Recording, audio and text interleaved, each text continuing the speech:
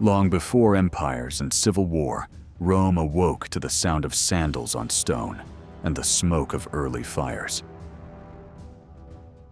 The city was growing, its pulse quickening with every dawn, a world of ambition and of warning.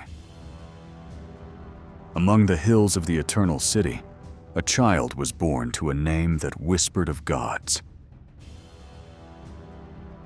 The genes Julia claimed descent from Aeneas, son of Venus, survivor of Troy. This divine lineage, part myth, part ambition, would become a weapon in Caesar's hands. But the gods alone would not carve his destiny. A mother's discipline would. Though patrician in blood, the family's wealth had faded. They were noble, but modest. Aurelia Cotta, of the influential Cottae, raised her son with order, intellect, and pride. From goddess and senator alike, Caesar would learn one truth: power is inherited or taken. Rome stretched across seas and deserts, but at its heart, the Republic was cracking. Corruption, inequality, and civil unrest threatened the fragile peace of Roman law. For the Republic! The blood of reformers soaked the Forum. The Senate remembered and feared. Sulla's dictatorship would soon unleash terror. Prescription lists, executions, chaos cloaked in order. Caesar's youth was steeped in contrast, freedom and chains, opulence and fear. In this world, only the daring would rise. At 17, Caesar married Cornelia, daughter of Cinna, a powerful popular. But the Republic was under the grip of Lucius Cornelius Sulla, the dictator. Sulla demanded Caesar divorce Cornelia. Caesar, barely more than a boy, refused. Stripped of inheritance, branded for death, Caesar vanished into exile. He evaded capture for weeks. Bribery, disguise, and sheer nerve kept him alive. Only the prayers of the Vestals and Aurelia's influence softened Sulla's rage. Reluctantly, Sulla spared him. There are many Mariuses in this one, he warned.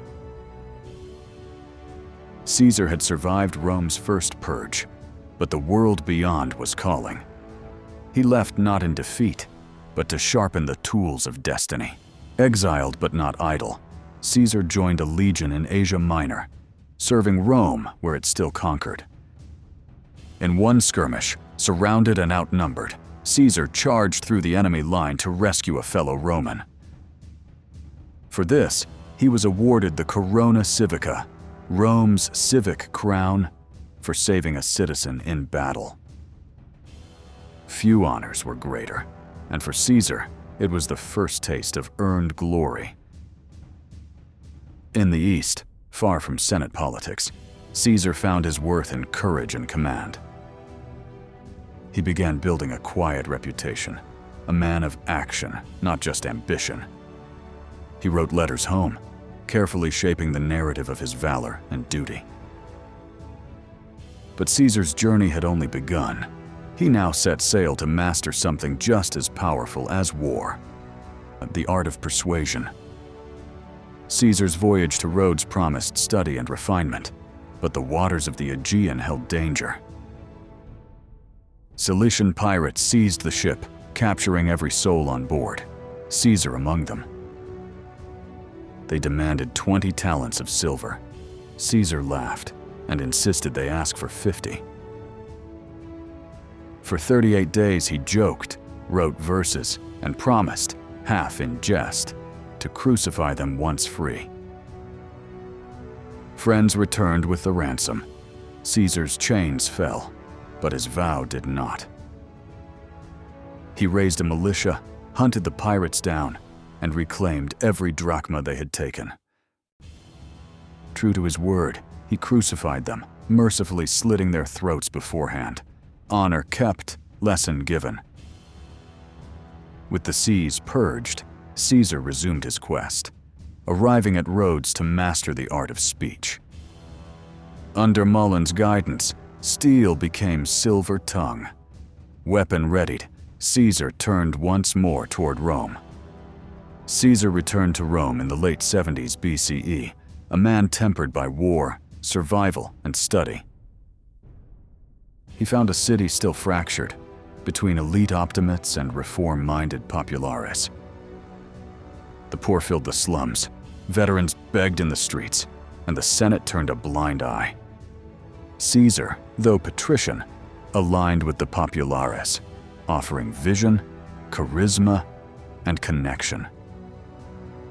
He began his political ascent with careful oratory, clear, commanding, and disarming. The people saw in him something different, a noble who spoke not at them, but for them. The aristocracy watched him rise. With charm came danger, with popularity, threat. Rome's sacred ladder, the cursus honorum, awaited, and Caesar's foot was already on the first rung. But to rise in Rome was to risk everything. The path ahead would demand brilliance, sacrifice, and blood.